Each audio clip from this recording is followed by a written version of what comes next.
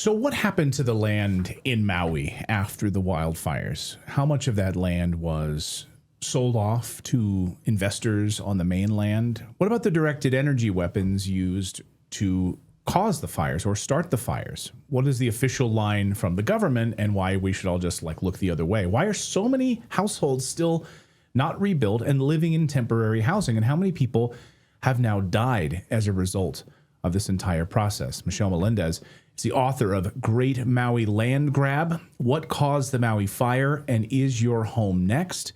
And there are dozens upon dozens of oddities, and is an award finalist for this book. Thank you, Michelle, for joining us here on Redacted. Great to have you here. And earlier morning out there in Maui, but thank you for joining us. Really appreciate it. Oh, you are muted. That's all right. There we go. Mahalo for having me, and so much mahalo for keeping this story alive, because it is people like you that will allow the truth to be told. And what's actually happened after the fire is horrendous, and most people don't even know what's actually been going on over there. So I actually live on the Big Island of Hawaii. Maui is a sister island to us. It's about 60 miles away.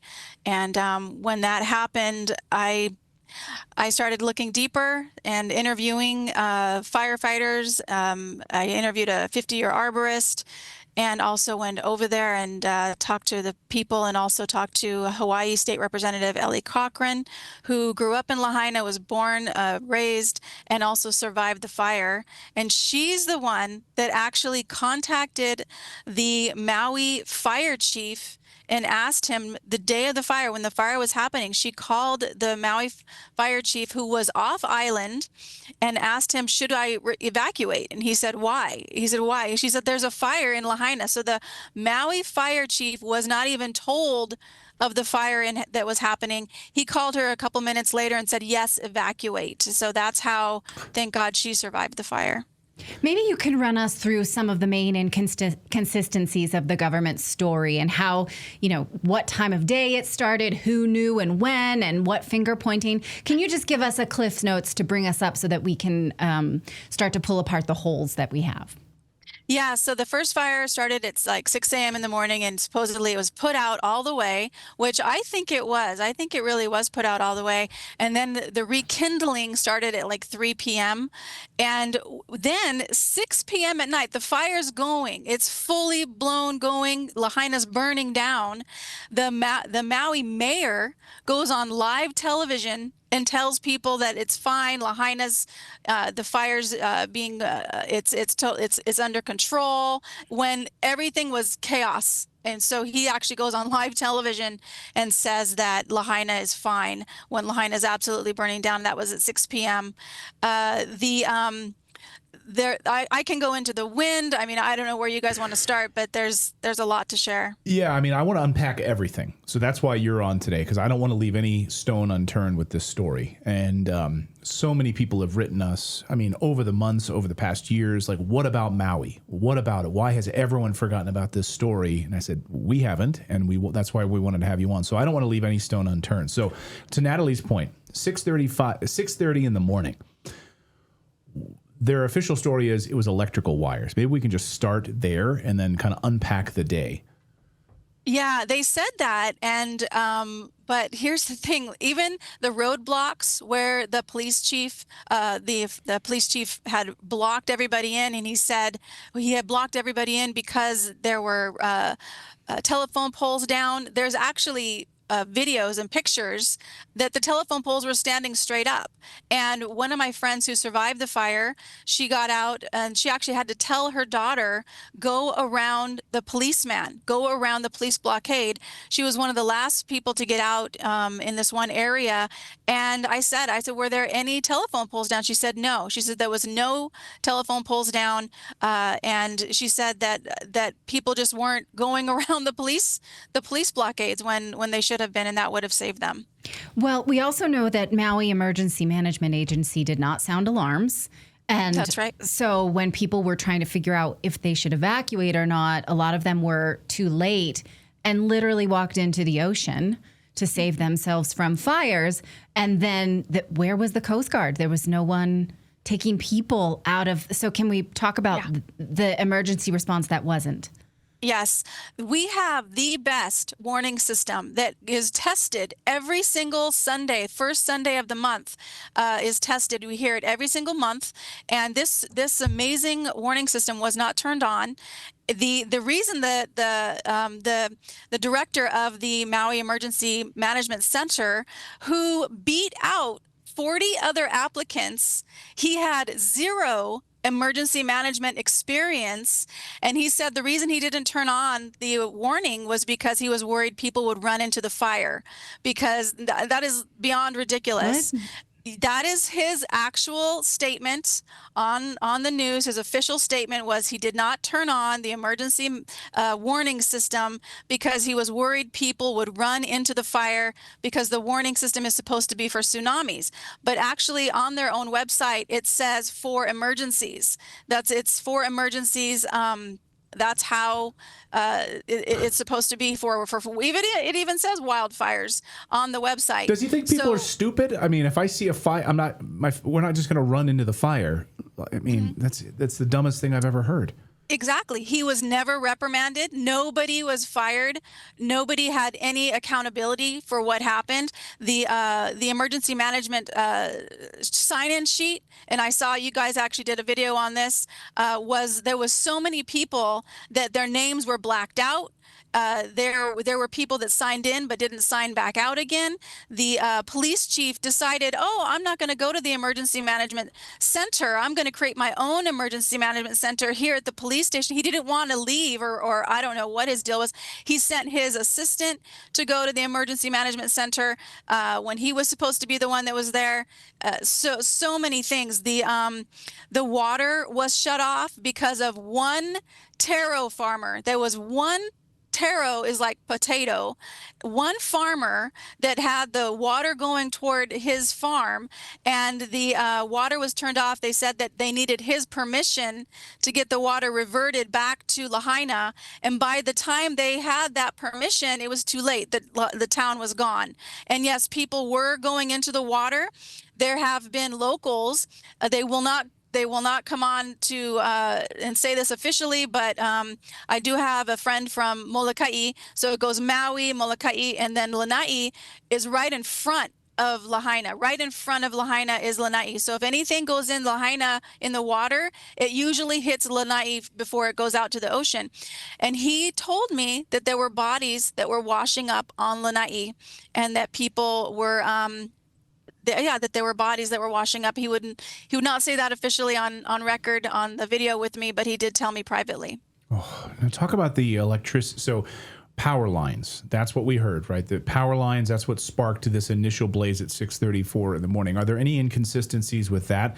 And I guess maybe this is where we get the question of directed energy weapons at that level. Yeah, absolutely. So they did show a telephone pole that had been burned and damaged, but the thing with this fire that you have to understand is palm trees stayed up, palm fronds stayed fine, stayed fully intact. Trees didn't burn. In fact, if you want to go to, there's a video or a picture that I have of a vehicle, and the engine block is melted out. We've seen these vehicles all over the place. And yes, that's the one. This was taken from Maui Community Investigates. And look at that. This is impossible. How in the world does a home turn to white ash, no refrigerator, no stove, no toilet? The glass is melted out. Glass melts about 2,400 degrees. A regular wildfire burns about 1,200 degrees. Does not melt out an engine block, does not melt the aluminum off of wheels like that. And yet the palm trees are still standing up. That's absolutely impossible. And so I asked the 50-year arborist, Robert Bram. I actually did a video with him, and was one of the first videos I did on the fire. And I said, how do trees not burn? I said, this is a fire. It's heat. How does it not burn a tree? And he said, Michelle, the chemistry of the fire doesn't recognize the organic material. The chemistry, it was a different chemistry, a chemical fire, and how do microwave frequencies cook your food. They cook the water. They heat up the water inside your chicken breast, but the chicken breast, it doesn't burn up, doesn't turn into ash, but it does heat up the water. This is why he said trees that didn't burn should have, and the trees that should have burned didn't. He said the trees with the most water should not have burned, but they were the ones that did burn because the water was burning. This is why you have pictures of trees burning from the inside out. I mean, and this is also still happening. Look at Israel with all the trees that were burning from the inside from there. There's pictures of the trees burning that I sent you guys. One from Sonoma County. This was a Tubbs fire. This is from the Tubbs fire in California, 2017. And this is burning from the inside out. The only way, this is Maui. This was a thumbnail on our CR Channel 3 News for months, and now it's gone. That's another reason I wrote the book, Great Maui Land Grab, was because I knew if I didn't document these and take them off the internet, these pictures would be gone, and they're absolutely gone. So greatmauilandgrabbook.com is that website. There's also a picture from the LA fire that has it's what is this? Like, what in the world? There's I don't even have any words right now, because all of a sudden there's just the fire just goes right in the middle of the tree. Somebody from LA sent me this picture, and that's when I was like, I have to do this. The book I have is the 4th edition, because it includes 21 LA fire oddities, because that's the exact same attack. We have been attacked. The American people have been attacked, and they're not talking about it, because we don't really know who is really pushing the button. But they have this technology. There was a Direct Energy Weapons Acquisition Act of 2016. You guys, I sent you the picture of that. This was the Defense Department had spent since the 60s, since the 1960s, the Defense Department has spent over $6 billion on the Direct Energy Weapons program. And then in 2016, this was a bill passed through Congress, and Congress took over the Direct Energy Weapons program, and people's tax dollars have helped fund it and brought the Direct Energy Weapons program to fruition. And there are thousands of patents for direct energy weapons product or program or machinery that actually does direct energy weapons. And when I first started looking this up about direct energy weapons, there was actually a lot of individual patents for directed energies, but this definitely has the symptom that this is not normal. You don't have a house. Like, I live in the Big Island. We had a fire in one of our buildings in a small town that I live near, and the building didn't turn to white ash. It was a second floor, and it was black soot. It was black soot. The glass was still there. It was a regular fire. You do not have a fire where houses turn to white ash. And I'd love to show the Tubbs picture and then the Paradise picture that I sent you guys. The Tubbs picture in 2017, this is exactly the same thing. It was an attack on the people. The houses are white ash, and this is Paradise. That's Tubbs. Look at the trees. You see the pine trees. Look at they're not burned. They should be black sticks. That's what should be left. And the houses should be black soot. There should be refrigerators left, but all the houses are white ash. That's impossible. Yet the forest is still there. That's why they call it a wildfire now, because it's not a forest fire. The forest doesn't burn. And then the next picture was Paradise. And this is a mobile home park that burned. Where did the fire come in from? Like, where's the line that shows the fire burned all these trees and then burned these homes? There's no line. The pine trees are still completely up. My mom lives 20 minutes from Paradise, so I actually went to the Paradise Fire 2018 that Christmas and saw this for myself, and I was blown away. I was like, how do you have homes turn into white ash? It's like people forgot how a fire burns. And this is not normal. This is an attack on the people, on Americans. You know, one thing that stood out to me is that just a few weeks before the fire in July, of 2023, Governor Josh Green declared a state of emergency over Hawaii's housing crisis, which gave him extraordinary powers over housing permits. And now we see how few have been actually issued. So he already had that. And it was supposed to be temporary, but we see the delay in permitting here makes us wonder what has been their intention with this land all along. Great question.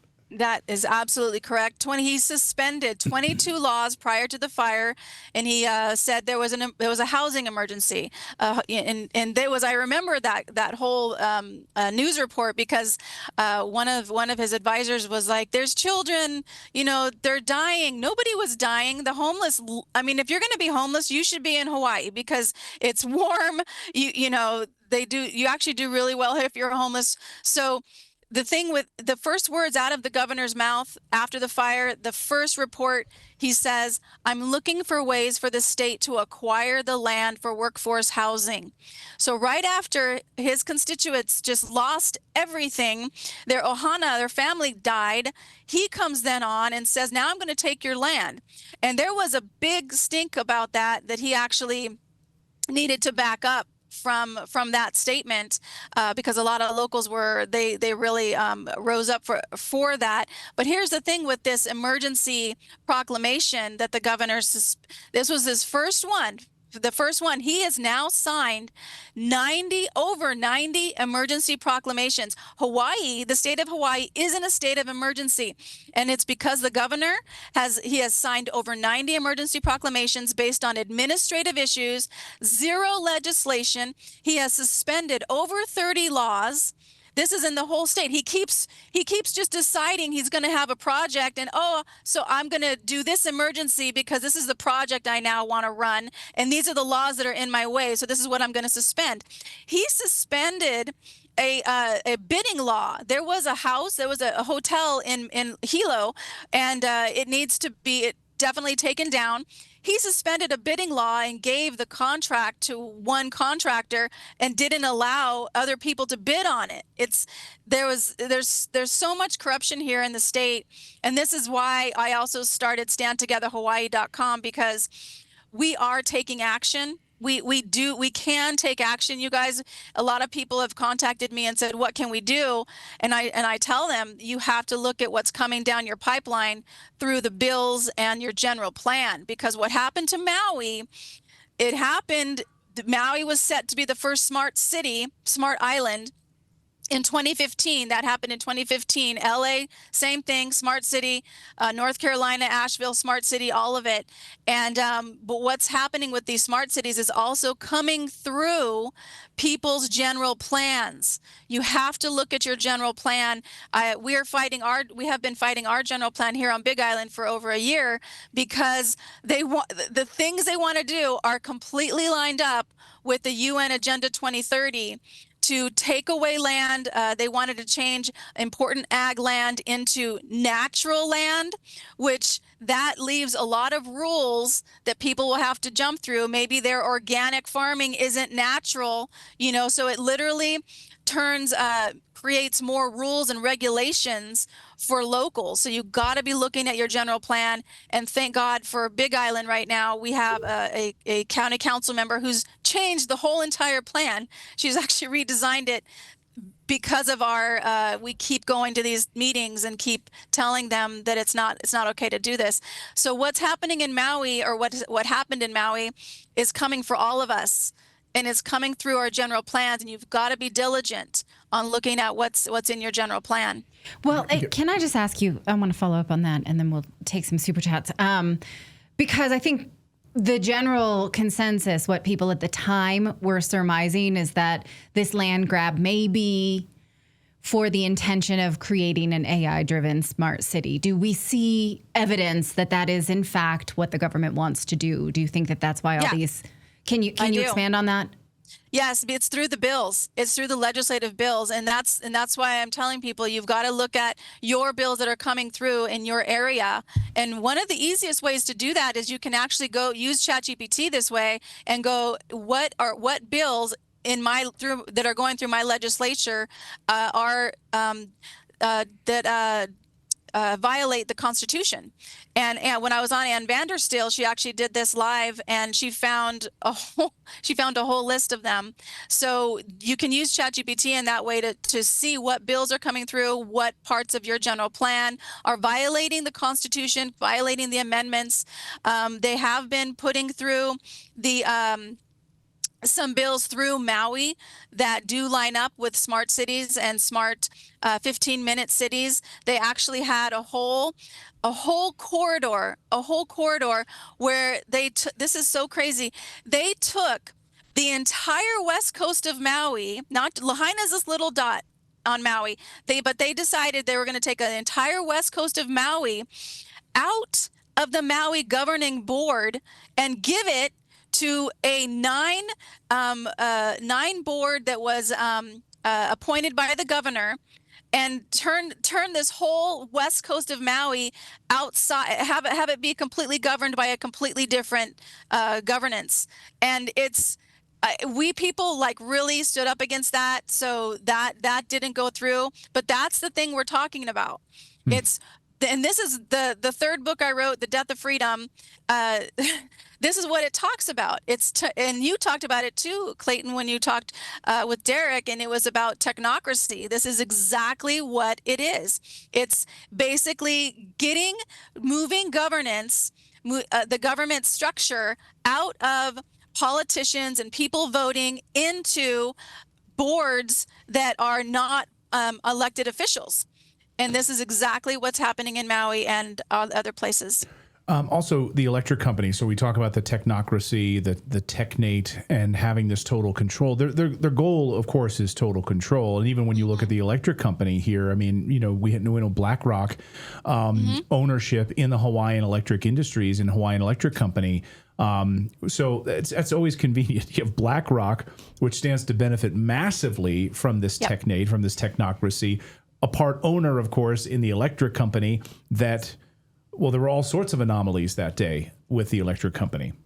And that's why they don't care if the electric company gets, is the victim here, is the cause, because the amount of money that they would have to spend, for that, for them being blamed for the fire is nothing compared to what they're going to be getting in the future, because they do own the electric companies here in Hawaii and other places. Maybe you could talk I want to take a few super chats here. Let's see. Denise, the Celt says a map of the Maui fire showed the spontaneous fires erupted in an almost perfect circle. That doesn't happen in nature. Governor Josh Green is a Jew, by the way. Practice for the Argentinian fires, perhaps, Denise is asking. Of course, we saw the specific fires in Argentina. Anything you want to say about that with the circles, the pattern? Yeah, absolutely. I saw that too. I asked a firefighter about it. He said he couldn't really technically say if that was normal or not, because it could be around like a track or something like that. But there's no track. There's no track in Maui. And yeah, that's just not normal. The way that the fire, they blamed the wind. They blamed the wind on Hurricane Dora. Hurricane Dora was 500 miles away. It would have hit my island before it hit Maui. There was a Mark Finan of Channel 3 News. He was the chief meteorologist. And he actually said on live television the day of the fire, he said that he did not think Hurricane Dora had anything to do with the fire. And then he retires 6 months later afterwards. And that was interesting. But a lot of things. The fire, you guys, went against the wind. It went against the wind. That's impossible. It jumped over a construction site. There was a construction site with exposed 2x4s and different material made of wood, completely intact, no singe marks, nothing. And then what it did was it jumped over and it melted the cars in the parking lot next to the construction site, all the trees still standing. So it was things like that. It was just anomalies like that back and forth. There was a church that had some type of it was like and I want to say laser, because I think that's what it was. It was a hole in the roof. It was just one hole in the roof of this church, That was it. There was nothing else around it that was burned. Nothing else around it that was burned. So a lot of things like that. Huge anomalies with the blue things. I know that the blue things of this paper ticket that was found in the ash, and this is thanks to Eric West of Hawaii Real Estate. Or yeah, that's the one. That's Eric's hand. He literally pulled this right out of the ash, white ash falling off of this paper ticket when he pulled it out. And this is a blue ticket. Then we have the t-shirts he found. He found 6 t-shirts completely intact, no holes, no singe marks in the white ash. Then the blue umbrellas. This is right next to all of, like, okay, maybe one of these umbrellas would make it through, but all of them made it through. Then the stove, I want to show you guys. This is a friend of mine's stove, and she survived the fire. She's the one that went around the police officer, and look, the glass is melted out. That's glass melted out, and the racks are warped, and the beautiful bright royal blue color. How in the world does that just stay intact? And the reason is, and I think there's a video or a picture of the patent. There's a patent for a laser microwave transmission using a laser generated plasma beam waveguide that uses a titanium sapphire crystal for the laser. And what color is sapphire? It's blue. So the things that this is the scientists that I have researched have found that anything blue doesn't absorb the frequency of the laser. It repels it. That's why blue things didn't burn. There's been people, painting their homes blue, and yeah, it's a lot. Dr. Denise MD says, thank you, Michelle. I was on Maui with my son that day. There were multiple fires, no warnings. Number 1, weather manipulation. Please comment. And then we have been talking about that. Number 2, land grab. Number 3, children missing. And is it related to the Palisades fire? Anything there you want to unpack for Dr. Denise? Yeah, absolutely. Mahalo so much for that. The weather, I actually have sent you guys the Weather Modification Act of 1976. This was an act that was put through Congress that was for exactly that, weather modification. There it is right there. So this is an act that was put through Congress October 13th, 1976, you guys. And then the first weather modification patent, I sent you guys that too, 1891. The first weather modification patent was in 1891. This is a patent to produce rain. This was for, in my belief, it was for Operation Popeye. But the biggest thing I want to share here, 1891, over 100 years ago, the very first weather modification patent. People don't realize that this has been happening for a very, very long time. Operation Popeye. I should point out Operation Popeye, when they first rolled that out, like, it was a kind of a disaster. Like, did not go so well. But do you think that they gave up when they've realized they could actually create snow? I mean, no, they literally took it and ran with it then. Mm-hmm. Yeah, absolutely. They did use that over Vietnam, and the soldiers actually called it Operation Mud because there was a lot of mud there. And then I'll show you the pictures. The first picture of the linear clouds. So the day before the fire, there were these linear clouds that went to the Hawaiian Islands. This is a satellite picture, thanks to Bruce Douglas of Maui Community Investigates. Went to the Hawaii Islands, but didn't go past them. Do you guys see any clouds passing the islands? None. There's linear clouds going to the islands, not passing them, just stopping right at the islands. A friend of mine who works for National Security happened to be flying over Maui this day, and she said she saw square cloud, blue sky, square cloud, blue sky for miles long. And there is a HARP dome. There is a HARP dome on Maui. There's also one, I'm sorry, not on Maui, on Oahu. And then there's one on Big Island that's north of us, that Maui sits right in between those two HARP domes. And HARP, high intensity frequency, the whole thing is escaping me right now, but it literally heats up the ionosphere, and then they turn it off. And then they heat it up the ionosphere and they turn it off. And this was actually can make these linear clouds to change the weather. And I should just say, we've spoken to whistleblowers who've worked at the HARP arrays, not only in Alaska, but also in Antarctica, and have confirmed exactly that, and how devastating and nefarious these HARP arrays can be. And these are just some of the more famous ones, but they're all over the place. These aren't just yeah. I want to ask. Go ahead. Oh, go ahead and respond to that, and then I want to. Oh, I was just going to say there's a Harp Dome north, and there's also one south. We have the Big Island could fit all the islands in this one island. So they're both there. There's one on the north side of the Big Island, and there's one all the way south at South Point, the furthest south of the United States that you can get. So it's and you're right, they're everywhere. Now, there are times when I'm like, man, this is all so crazy. It could have just been something. It could have, right? And then there are pieces of it, such as that governor proclamation and these blue items that I'm like, no, it can't be.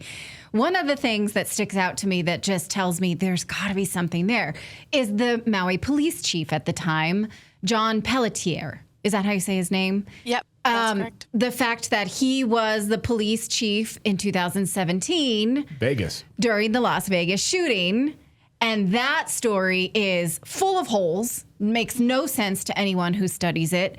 And then he moseys on over to this event, and again we have a story that's full of holes. So what questions can we draw from that? So you guys, they had to change a law in order to get him to be able to be the police chief. There was a law where you had to be a resident of Maui for a year, and they changed that 6 months prior to hiring him. So you had to be a Maui resident for 30 days, and then you could be the police chief.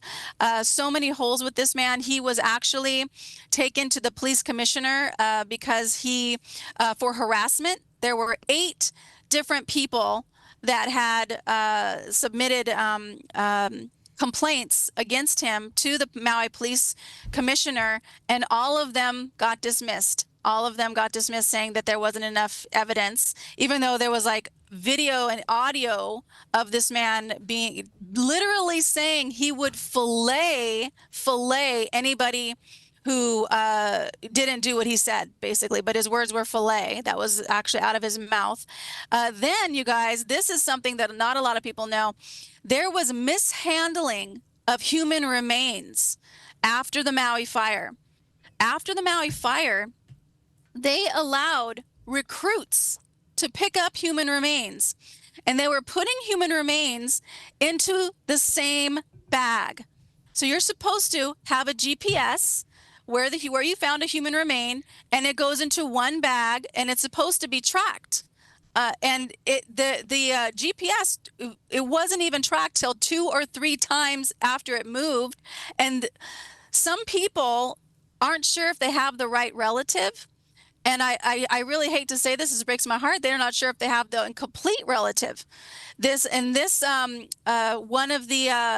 man who worked for the Maui Police Department for over 12 years, who was the main guy who would go in to pick up human remains, he was not asked to do this job he's done from the Maui Police Department for 12 years. And instead, they had the recruits. He actually complained to the police commissioner against the Maui police chief for doing this. He actually had sent the Maui Police Department the entire protocol for picking up human remains and how you're supposed to do it. And he said he was so kind, like there was a whole news report on this, and he said, oh, he just thinks it was misunderstood. And I'm like, it wasn't misunderstood. So he takes the police chief to the police commissioner. One of the police commissioner attacks him, verbally attacks this man, and says, you have a complaint. You don't like the police chief, and that's why you're doing this. Why are you doing this? You are not respecting our healing from this tragedy. He's literally attacked by one of the police commissioners for taking the police chief and complaining about the fact of mishandling of human remains after the Maui fire. And this is another reason why the death toll is absolutely ridiculous. There's just no way 102 people died from that fire. I want to talk. So many people have been asking about the children. This is a story at the very beginning that I think maybe was not correct, or at least the number of children missing. They were found later. So maybe you can unpack this piece of the story for us. And I know we have some images that you've sent as well on the children piece of this. Yeah. So you can bring that up. This is the enrollment from the Lahaina Luna School Complex. Before the fire, there was 3,001 children that were enrolled in the Lahaina Luna school complex. And then after the fire, 538 re-enrolled into that school. And then 438 did private school or another school. 2,025 children did not re-enroll. So we have asked the Hawaii Education Department about this. Paul Preston, who is actually, he's the mayor for the New California State. He is actually used to be a school superintendent, and he contacted the Hawaii Education Department 3 weeks after the fire and asked if any school had requested the academic records for those 2,025 children 3 weeks after the fire, which means if they went to another school, the school would have to get these records.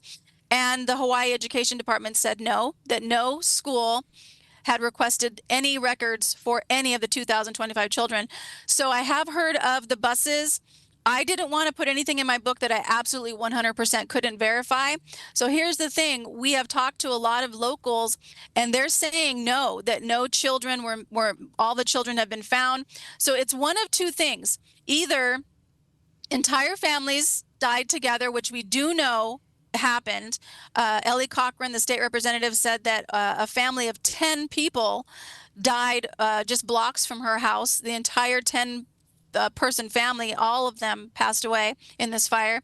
So either all family members died because, again, why aren't parents or grandparents or aunties and uncles, screaming out about this, or there was not that many children enrolled to begin with. So possibly fraud on the Hawaii Education Department. Possible. Interesting. Yeah, possibly that. Because I had the same question too. Where's the 2,025 children? Yeah. Why is it that you have it? I mean, what is that? 2,025 children, all their families just decide to leave the island? Right. But still, any school they go to would have to contact the Hawaii Education Department and grab the school records for that child. Interesting. So, wow, that's a possibility. I want to talk about the land grab piece of this, the families that were killed, the numbers that we have. Maybe we could do that in a second here, and any sort of questions we have coming in here. Maria Torres talks about L.A. I've literally seen the lasers come into Los Angeles and Redding, California fires with my own eyes. You talk about the laser piece of this story. A lot of people, described weird anomalies in the water, like purple lasers and things like that. Yeah, the water was on fire in Maui. We had 90 boats burn on the harbor, in the harbor. 13 boats survive. I think that was an interesting number. But yeah, and these boats, and people are like, oh, the embers, they burned the boat. And I'm just going, that's a regular fire is not going to burn a boat on water, but we actually had the water was on fire in certain areas of the harbor. Then again, that goes back to the water and the trees. The water was on fire. And that's why, it's not a regular fire, and it possibly is I know that Bruce from Maui Community Investigates thinks it's a different type of frequency of direct energy weapons. I personally do think it was a laser. A friend of mine who lives on Maui said that she knows somebody who knows that there were drones that were being fueled up on Haleakala, which is the mountain there. And so you have to understand, these lasers don't have to come from space. They can come from a boat. They can come from drones. There's actually, in my book, there's actually a drone called Morpheus, and this is a microwave frequency laser drone that can fly around and has this technology. So it can come from a lot of different places. We do not understand the technology that they have right now. And this is also why, when the governor, Governor Green, goes to the United Nations. This is what fired me up. He went to the United Nations. Why does a governor go to the United Nations? He's not a leader of a country. And the first words out of his mouth was, oh, this is because of climate change. So we can actually talk about that, because I said that it's not climate change, you guys. They're saying that world is heating up, and it's actually the exact opposite that's happening. So I can share more about that, but I didn't want to move too far off the question. Okay. Yeah, let's get to that in a second and the land grab bit. But first, we're going to take a quick break. I want to tell you about our friends over at Rumble Wallet, because have you heard about, we just now got confirmation that President Trump was debanked by JP Morgan. Did you hear that story this morning? They admitted to it finally. And so many voices out there have been debanked. Friend of the show, Scott Ritter, and others. We have Wyatt Reed from the Gray Zone, debanked. Great journalists, debanked, because the banks just didn't like their politics, I guess, or their coverage. Well, that's why Rumble Wallet is so important, because Rumble launched this Rumble Wallet so no one can cancel you. It's a wallet that supporters can use to instantly tip creators like ourselves without any middlemen taking cuts. With Rumble Wallet, you control your money. Not a bank, not a government, not a tech company, not even Rumble can touch it. It's yours, only yours. Yours to protect your family and your future. You can buy and save digital assets like Bitcoin and Tether Gold all in one place. Tether Gold is real gold on the blockchain with ownership of physical gold bars. It's not only a wallet to buy and save, but it also allows you to support your favorite creators by easily tipping them with a click of a button. There will be no fees when you tip our channel and others, and we actually receive the tip instantly. It's amazing. Unlike other platforms, you have to wait for payouts and maybe they debank you like PayPal. So support our show today and other creators by clicking that little tip button on the Rumble channel. It's wallet.rumble.com. Download Rumble Wallet today, open an account, and step away from the big banks for good. Wallet.rumble.com. Search Rumble Wallet in your app stores. You guys have heard about the bearskin hoodie, right? Well, smart people are grabbing theirs right now because when it's freezing, I know another big snowstorm is hitting the East Coast right now. You want gear that actually keeps you warm. Bearskin is running a 60% off deal right now, so you can finally upgrade that sad excuse for a winter hoodie that you've been suffering in. These hoodies are built for serious cold weather. 340 GSM of bearskin fleece, 10 legit pockets, muscular fit, even zips into the heavy storm rain jacket to turn it into a full waterproof armor. Whether you're hiking, hunting, traveling, or just hate being cold, this is the last hoodie that you'll ever need. You'll get free U.S. shipping, fast delivery, and you're finally kitted out properly for winter. It's a win-win. So do yourself a favor. Text the word redacted to 741-776 to lock in your 60% off. So see that number on your screen? 741-776. Just text the word redacted and you'll get a link sent straight to your phone so you can check it out later if you're busy right now. And when you shop Bearskin, you're not just getting killer gear, you're also supporting the fallen outdoors and the Hope for the Warriors Veterans Program. So don't wait till you're freezing to realize your hoodie sucks. Get a Bearskin now while it's 60% off. Text the word redacted to 741-776. Lawrence here, Michelle says, aluminum nanoparticles found in the trees. Of course, with weather manipulation, we've spoken to Dane Wigington quite extensively about the aluminum nanoparticles. And Philip, we talked about this, right? What type of, is it aluminum specifically or in some of the cloud seeding programs? Aluminum.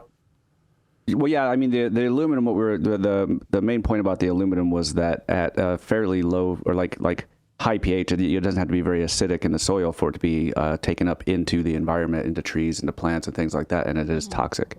So that was the problem with the aluminum. Yeah, they also found toluene in the water, in the drinking water, and they were telling people on the news in Lahaina, they were telling people, oh, toluene is from markers and from glue, but actually number one use of toluene is in dynamite. That's how you create TNT. And it was found in the drinking water. Toluene. Yeah, so they had to truck in water for the locals. Jeez. And that's in children's markers? That's what they said. That's what the news was saying. They were saying anything except for TNT. They weren't saying TNT. Of course. But toluene is used for TNT mostly. So they're like, oh, it's in Sharpies. That's what, nothing to see here, nothing to worry about. Remnant was asking earlier in our chat room, he said, can Michelle talk about like the palm trees retaining more water than other trees? When you spoke to those arborists about it, the idea that, well, they're just, filled with water, therefore they wouldn't have caught on fire. No, actually, it's exactly the opposite. They were the ones that were catching on fire. And it was like we showed you the pictures of the trees burning from the inside out. Those are the trees that had the water in them. They weren't supposed to be the ones that were on fire, but they were. That's the point. It's these trees that should not be burning that we're burning. And in fact, in my book, and that one right in the middle, I don't even understand this. It's just absolutely unbelievable. And the reason the organic material, if you guys want to, we can go into some of the pictures of the bodies that didn't burn correctly. And I just want to warn people, there is one that's very disturbing. It's heart-wrenching when you think these are people. This could have been me. This could have been you. This could have been your auntie or uncle. Or this is just this was an attack on the people. Absolutely. And I really feel that the bravest of the brave are here, came to earth at this time, because I don't think this world is what we think it is. But if you want to go in, we can talk about the toad. My friend, let's look at some of these animals here. My friend, he went to Lahaina to volunteer, and he found this toad, brought it back to the Big Island. I actually held it, and this toad, this is impossible. A toad would be gone. It would be ash. But yet I held this toad, and all of the innards, all the organs are gone. Except you can touch it. This is like impossible. That not a regular fire. The cat is the most crazy. There was a first responder, totally does not want to be named, completely anonymous, that took a picture of this cat. First responders had to sign a non-disclosure. Why? What in the world why would they have to sign a non-disclosure? But you see all the liquid. I believe that was the innards. This cat is still standing up. It's charred. It's dead. This is a dead cat, you guys, balancing. And all these pictures are in my book because they're absolutely not found anymore, especially this one. And then you have the, what do you have next? I think it's the person with the braids. If you want to show that one. There was a person this is the most disturbing one. Absolutely. This person ran out. This was a man, ran out of his home, and look at half his body is charred. That brown, that black stuff is charred, and his hand is frozen. His hand is frozen. That's not how bodies burn. Bodies burn. The only thing left in a body that burns is ash or bone or teeth. That's it. It doesn't show a hand is floating off of the ground. It doesn't show I don't even words. If you want to do the next one with the braids, because they're showing. Put it in preview, Philip, so I can see if we have that one. I don't have that one. Sorry, we don't have that one. Okay, that one. Yeah, sorry. It showed the design of the hair, and that's impossible. Again, doesn't hair burn? And the dog, or you want to show the Texas one, the one in the Panhandle, which is the bull. When I was researching this, there was a whole field of cows that look like this. How do you have an ear? This whole thing is charred. This is the ear would be gone, the nose would be gone, the fur, you can see the outline of the fur on its face, that would be gone. The skin would be again gone. It would have ash and bone, and that's it. But this was some type of direct energy weapons attack. And here's the thing, direct energy weapons system, the frequency, the chemistry doesn't recognize the organic material. It doesn't recognize. This is why the trees, the bark doesn't burn. It's organic. The people don't burn the same way because they're organic. Now, this didn't happen with everybody, but the people outside, it seemed to happen with the people outside. The people inside, there was a boy that was holding his dog. So sad. He was found on his bed. His body was completely recognizable. And his mother said she believed God left him that way so she would recognize him. That's not how bodies burn. It doesn't leave you recognizing the person. It doesn't make sense. Oh, sorry, go ahead. Sorry, no, I was going to ask you if we could talk about like the families and, the official numbers of those that were told that were killed, displaced, and really the land grab piece of this story, which we haven't really touched on yet, which is all tied to these people who have not been able to come back to their house because they've been killed. Yeah, that's right. And being killed at the The places where the fire victims went were these FEMA camps, these houses that looked like, you actually have two of them. There's one that looks like bird houses, and then there's one that looks like a fishbowl. And these homes that the fire victims are in, some of them are people are dying. There was a 16-year-old boy that was found in his bed, dead. And there was another person that was found in their home. I hate to say this, they were decomposing, and the only reason they found it was because somebody was walking by with their dog, and their dog was trying to pull them to the house, and then the person saw, this is just so disgusting, they saw flies, and then they reported it, and they went in and found the body. And this was in the fire survivors camp. Then there was another man that died of a heart attack. The body that was discovered decomposing and the man that died of a heart attack, no media coverage. There was no media coverage for those two. Plus, there was a fire that started on the lanai of one of the homes, and the fire report literally didn't say the cause. It's in the Hawaii Representative Ellie Cochran asked the fire chief, told the fire chief, you cannot not give a cause for a fire that just happened in the fire victims' camp. They need to know what caused that fire.